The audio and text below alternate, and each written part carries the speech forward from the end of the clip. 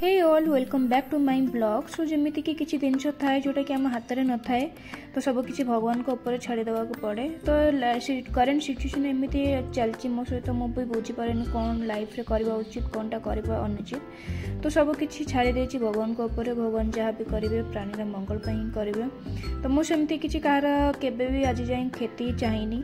तो भगवान मो सहित भी सेमती किसी करेनि सेटा मु जानी। तो जहाँ भी करेंगे मो भल ही करेंगे।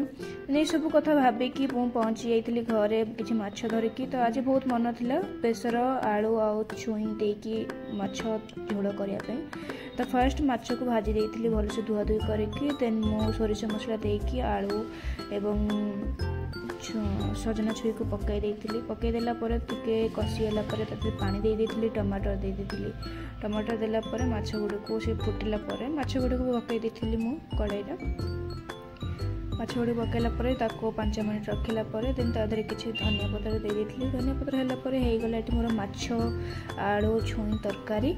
तो चलिए मु खाइबा बहुत ही ज़्यादा टेस्टी थिला। बहुत दिन पर मुझे खाइली।